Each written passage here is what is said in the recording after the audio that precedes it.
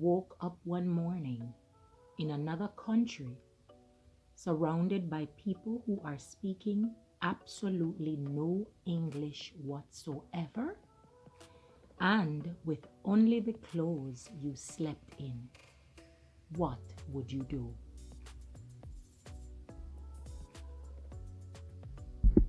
What if you wake up one morning in another country surrounded by people who spoke no English whatsoever? Let's say Germany, for example, or Russia. Better yet, let's say you woke up in Brazil. What would you do, guys?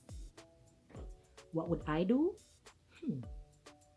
That's some serious thought that you have to put into it, when you think about it. Because when you think about waking up every morning out of your bed, you expect to see the same surrounding, you expect to see the same things that you normally would see every morning when you get up. You go to bed in your room or maybe in your living room in front of the TV. Nobody knows, but wherever you fell asleep is where you expect to wake up the next morning, right? So imagine waking up in another country and people around you speaking German, people around you speaking Russian, people around you speaking a language or any language that you have no clue what they are saying. What I would do, I'd probably reach for my phone. I don't know. I'd look to see if I see my phone. Look around to see if there's anybody familiar. But of course, you're not going to see anybody familiar. So what would you do? That's my question. The poem I wrote for you guys, listen up. Where you are from is truly definitive of who you are. It speaks volume and in many ways manipulates the status bar.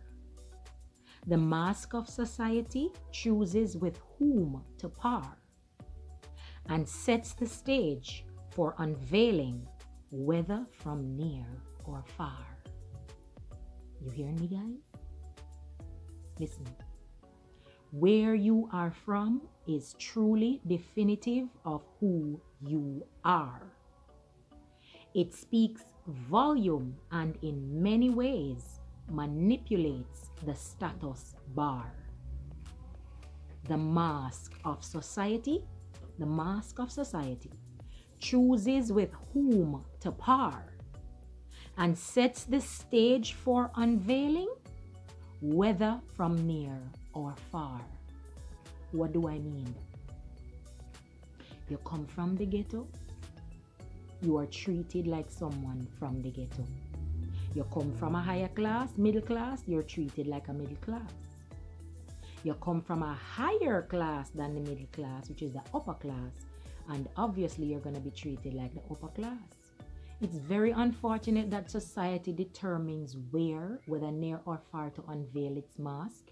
And what I mean by that is, for example, you go to look at a job. You only get the job or you do not get the job because of your address. Yeah, where you live determines the status bar. It's very unfortunate, but it's true, guys. It's reality. And if you take a look into it, you can't let that determine. You can't let it determine how far you will get, guys. That's what I'm trying to bring across today. Do not let where you come from define where you will go later on. Do not let where you are from determine how far you will go. That's what I mean by that, guys. Rise above poverty, rise above hypocrisy, rise above that status bar. It's expected by society for you to not reach anywhere. But my take on it, rise above it. Take on the challenge, guys, and see where it take you. Yeah, and when you get there, don't burn your bridge behind you. Remember that. Okay, guys, the riddle of the day. This riddle on your brain like a fiddle. What did Mr. and Mrs. Hamburger name their daughter? What did Mr. and Mrs. Hamburger name their daughter? Yeah, I'll leave you with that one for today. You've been wonderful. I appreciate all the beautiful people. Stay safe, guys. Walk good. See you later.